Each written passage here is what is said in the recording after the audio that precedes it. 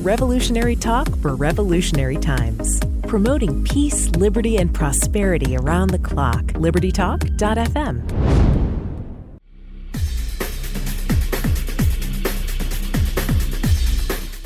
Welcome to Living the Solution with Dr. Elena George. Today we have a return guest, somebody I'm looking forward to speaking with because last time he was on the show, I think he provided calm in the face of many storms. And we've been through a lot over the past several years. And I think it's really prudent to come back to God and to realize that God is our source and not man.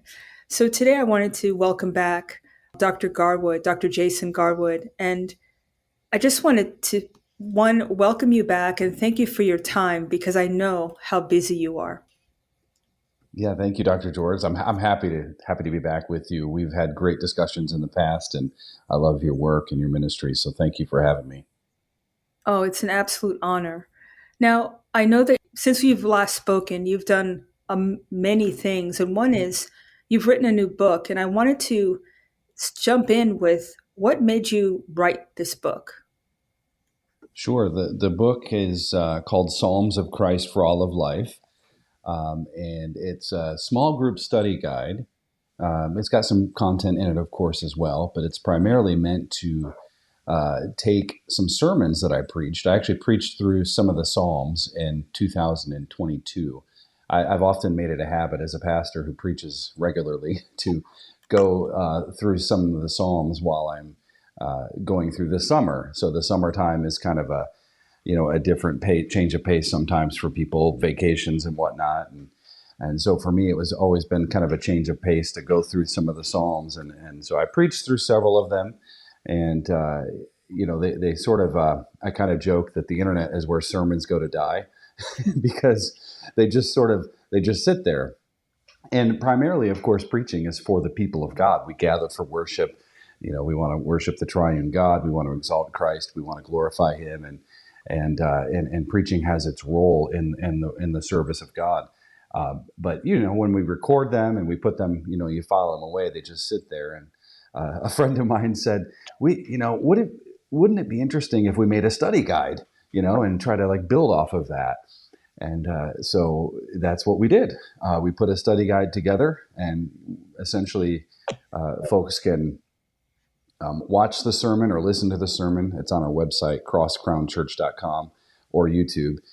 You listen to it, and then you kind of work through it, individually, answer some of the questions and interact with some of the ideas there. And then you get to, a small group together and you just kind of discuss it.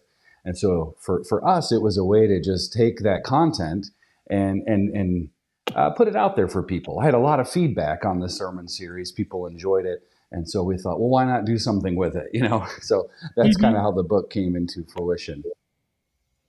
I mean, I read the Bible every night, and the Psalms, for me, it's like our shield. It's how we get through and really be, mindful of our protection that God offers us.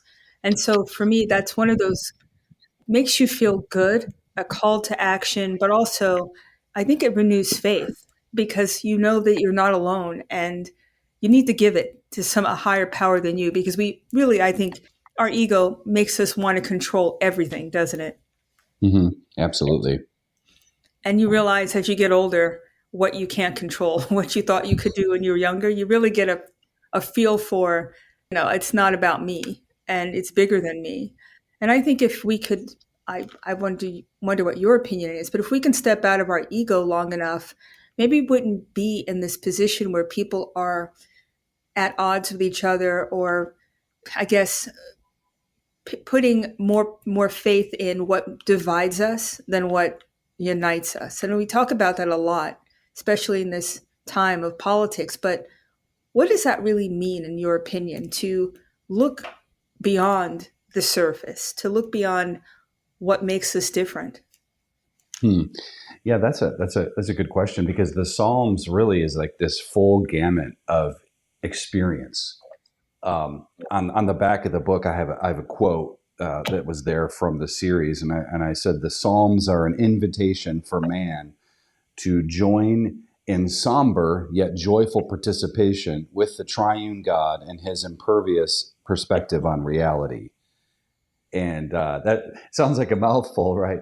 But the idea is that we experience reality sort of before we theorize about things and ideas. We all wake up and we experience the joys of perhaps a cup of coffee or tea. We eat breakfast. We kind of go about our day.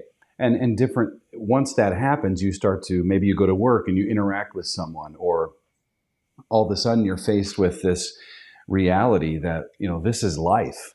And I'm a human being. I have emotions, I have feelings, I have thoughts. And so the Psalms kind of pull all of that together. You deal with who man really is, right? You have this wonderful verse in Psalm 8. What is man that you remember him, or mindful of him, the Son of Man that you care for him? You've made him a little lower than the angels, but you've crowned him with glory and majesty. So you kind of you deal with reality, who we are. We exist in this space for a reason that, as you pointed out, transcends us. So we kind of then deal with creation as well. The heavens are telling the glory of God, and the expanse or the firmament is declaring the work of his hands, Psalm 19:1.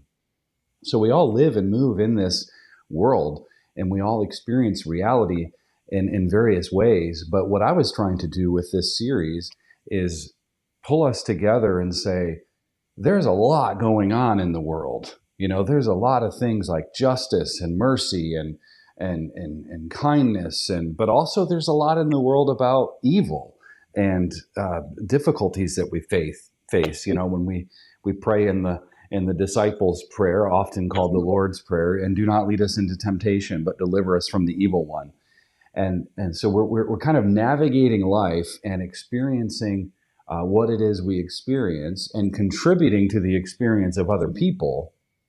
And either we're going to bring healing and encouragement, or we're going to perhaps bring sin and temptation and lust. And so there's kind of with the Psalms, you have the full gamut of experience about how to live in God's world and how to be made whole and complete through Christ. And so the Psalms really, David's always writing, and people who experience deep depression or despondency, they invariably are confronted with the reality that maybe life isn't all that great sometimes. And so you have to wrestle with that as well. But that's what the Psalms does. It helps us wrestle. I think that's a great point. I actually have, it's a little poster in our office, and it uses the Psalms for whatever you need them to be. Like if you're sad, or you have money issues, or you need to have a better relationship. It's amazing how many patients look at that and said, "Can I have a supports you in your quest for peace," right? I think everybody wants to just be in a position or in a state where they just feel calm and they don't feel put upon, and they don't feel like they're somehow outside of the norm. I think that we've been educated to think that we're all not part of a whole, that we're all separate and we're all at each other. And I can't get ahead without taking from you. And maybe that's where this psalm for me comes in, where you can find something to soothe whatever issue that you have. And it's truth. I mean, this is the ultimate in authenticity. Nothing to gain, just God's truth. Yeah, that's really helpful to think about. And people can find solace. They can find comfort. Think about, I've done many funerals in my tenure as a pastor, and more often than not, almost everybody would like Psalm 23 to be read at their funeral. Mm-hmm. Or the family, in this case, retroactively deciding after the fact, would like Psalm 23 to be read. And so there's we would obviously have to be careful thinking about the problem of therapeutic deism, where God is just this idea that we've concocted to help us cope throughout the day. And that's not what you're describing, obviously. We want to help people see that there's healing, there's wholeness, there's true happiness blessed is the man, right, who does this and doesn't do that. There's a completion of who you are as an image bearer of God when you discover the reality of who you are, who God is, knowing that, and then being able to look to his word to find the answers for the things that, we've talked about. In terms of a relationship with God, I think for me that also it's a growth, right? You start off by going to church and you go because your parents take you. And at some point it becomes something very special and unique between you and God, doesn't it? And what is spiritual practice to you? Because this is not a finite, very static thing. I think a relationship with God it's flexible, it changes, and as you, I think, lead your life in faith, it becomes stronger. Yeah, definitely. In Psalm 22, David talks about that God brought him out of the womb. He had been. He says, "You have been my God from my mother's womb. You've made me to trust when upon my mother's breasts. Upon you I was cast from birth." And there's a sort of this progression of even in David's life and Solomon too, and this progression goes from sort of an infancy to maturity. Mm-hmm. And in the this will feel like a rabbit trail, but I promise it's not too much. In the garden, Adam and Eve were told not to eat of the tree of the knowledge of good and evil, and they were allowed to eat of the tree of life. And so there was a sacramental test there. But the tree of the knowledge of good and evil, I believe, they would have been able